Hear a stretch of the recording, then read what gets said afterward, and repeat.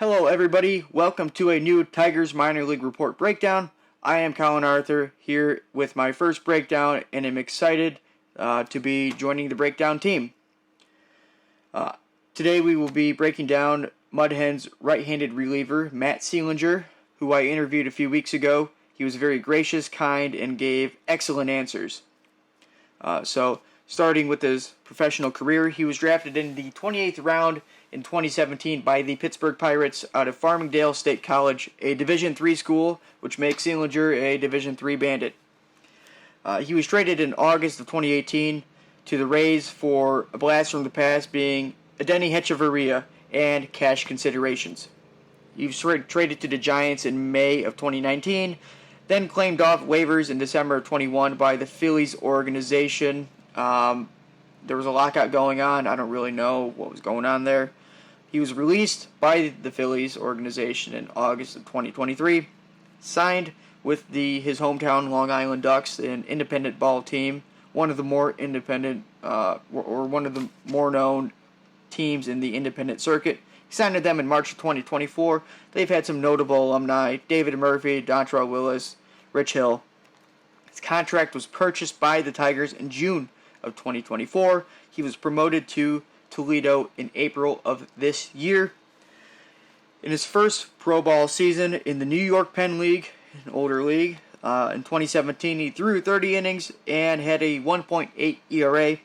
2019 between Tampa and San Francisco, both organizations, he threw 50 and 2/3 innings, had a 5.86 ERA, but struck out 33.8% of the batters he faced.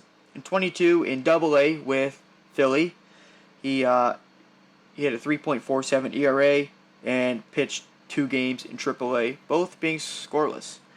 In 2023, he had a 3.71 ERA. He had 21 games pitched.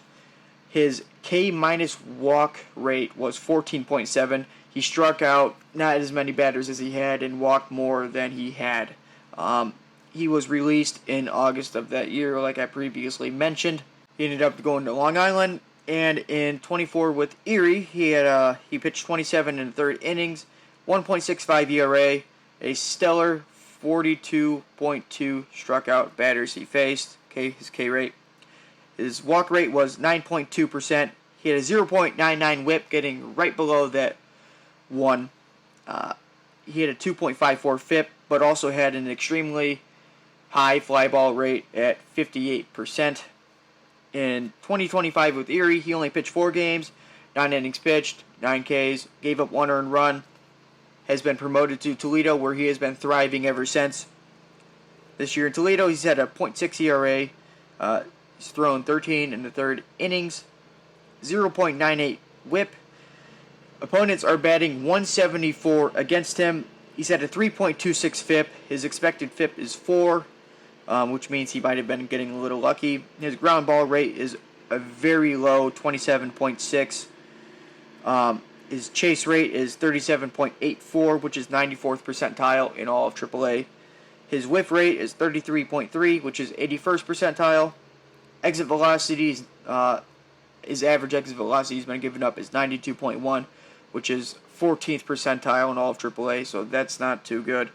His hard hit rate is 53.3%, which is 9th percentile, and expected batting average is 232, 51st percentile, and also a big jump considering he has his actual what batters are hitting against him is 174. He throws a 4-seamer. We're going on to his pitch arsenal. Averages around 92. He goes from 91, tops out 93, 94-ish. Throws that pitch 39.7% of the time. He throws a knuckle puck, which is an interesting pitch. You can find more about it in my interview with him, which can be found on our YouTube channel. It's thrown something like this. I tried throwing it earlier. I can't really figure it out. He doesn't really get too much snap on it. It's kind of thrown more like a fastball because it comes off more like this, and you can't really snap it too much, which leads to some pitches coming high up in the zone. It comes up as a knuckle curve in like StatCast and all and whatnot. That's around 80, 82 miles an hour. Throws it 30.7% of the time. his cutter, he throws, it's about 84, 85, 86 miles an hour, and he throws that 29.6% of the time. So, I would like to focus on his curveball. So we're going to cut to that real quick. It's not this right here. So, watch this right here. You can see his curveball. It's going... That's kind of an issue he has with his curveball is... a typical curveball, you would snap it more, while his, it's kind of more, if he kind of misses it, he's not throwing it in the zone where it's going to be crushed, but more where it's so high in the zone, or so high above the zone, that it's not even really a pitch. But when it's paired well with his fastball, it's more than lethal. You could see here that, over here, right after that high curveball he throws one right here. Look at that. And then paired well with a fastball, if he throws a fastball here and his curveball here, they mix very well together. We can go back to another nice curveball he had right here. In the zone, that's a strike as well. He swung and missed. Here we can look at an at-bat he has. This is back when he was with Erie this year. He throws a fastball to start the at-bat. Throws another fastball. It might have clipped the corner. There's no box to see. It wasn't too far off, though. And then, watch that. Look, a nice hook he has. And then he sets up his fastball. Again, to mix with his curveball. So you see his fastball, and then whoop, there goes his curveball. Mixes perfectly. They overlap well. He tunnels that perfectly. You can find that more in a pitch overlay he has coming up. Got a lazy fly ball right there. So there's his fastball. Here comes his curveball. Here's the overlay. Here, we can try going back to that. Slow that down a little bit. Curveball. You can see right here, his fastball is the one that's more ahead. But which one right now you can't even tell which one is his fastball, which one is his curveball. They're kind of there may be like two balls apart from each other, but you can't really tell which one's going where. And it appears that, let's go back to that. No, there's his curveball again.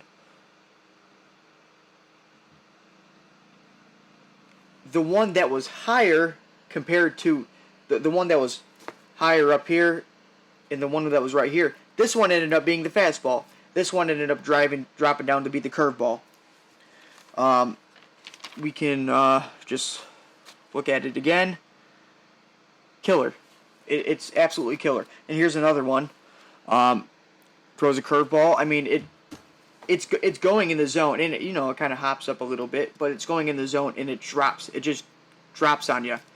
And if it's going like this and it drops, your fastball, it's going forward and it's going to rise a little bit, but they're the same ball. The pitcher or the batter's really struggling to figure out is this a fastball or if it's a curveball.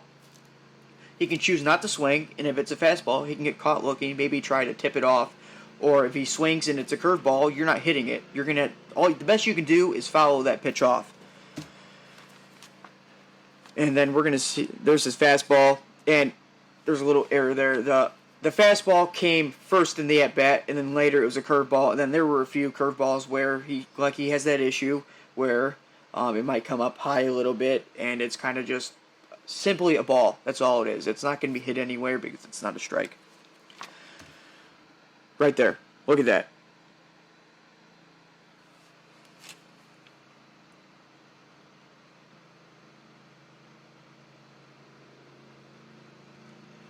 Right there. You can't even see which ball is which right here. They're the same thing.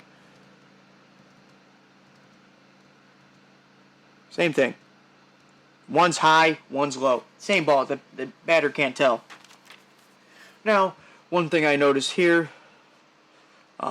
This is his, I'm pretty sure it's his horizontal break in inches.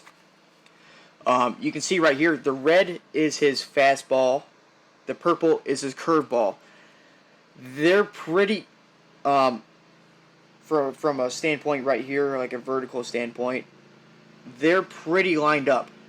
So coming out of the hand, the hitter is really struggling to see which one is which, and then he has a curveball, which is going to clip the outside corner of the lefties, and it's more of a goes to lefties, but if he likes to mix it in every now and then, I mean, he still throws it around 30% of the time. But it's not like his fastball is here and his curveball is here. They're both lined up perfectly, and he said, Matt Seelinger said that he likes to look everything like it's a zero grid and try to line them up perfectly, and he does. He does. And that's how you get that tunnel action. It works perfectly. It fools batters.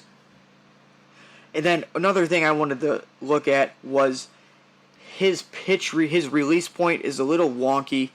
His fastball is red, his cutter is brown, and his curveball or knuckle puck is purple. His four-seamer and his cutter both mix well together. Batters aren't going to really be able to decipher this.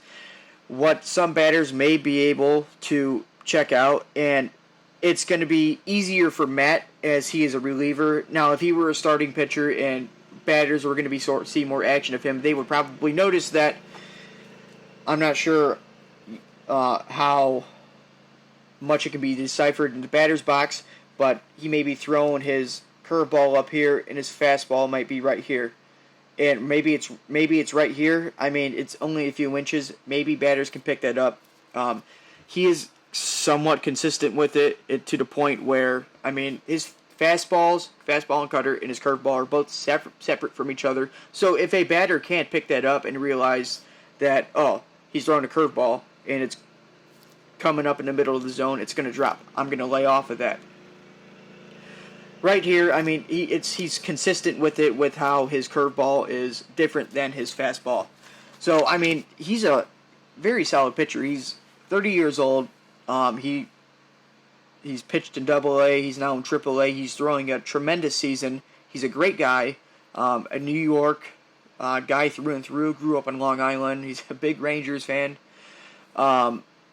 So I'm not sure if he'll make it to the big leagues this year. He's certainly capable of doing it. I would love to see the work he can do with Chris Fetter, Ryan Garko, the player development, Scott Harris, whoever the scouts that found him did a tremendous job at picking him up, and he's doing great this year. He's not on the 40-man roster. That's something that him and Dylan Smith, that's kind of like their block from getting to the big leagues.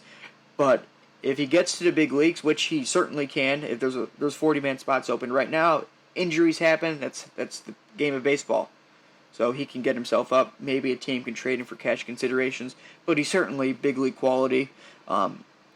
He Double-A and Triple-A, they have different baseballs, and he was able to not be affected by that from Double-A to Triple-A. And maybe it's his past experience where he's had a cup of coffee in Triple-A a few years ago, but I mean, he wasn't affected by that at all. He's having a great year.